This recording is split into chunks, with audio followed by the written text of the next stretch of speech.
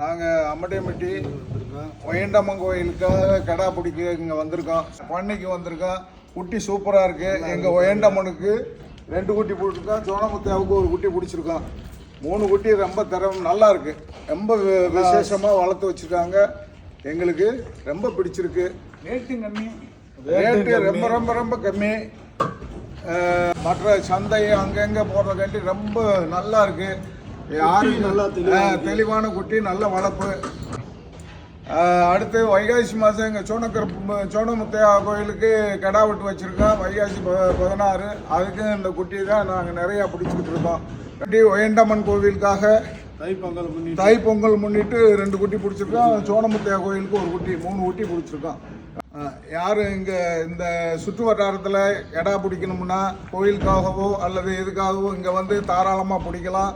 தெய்வ அருள்வாக்கோட நல்ல குட்டிகள்லாம் அப்படியே அம்சமாக இருக்குது. அப்படி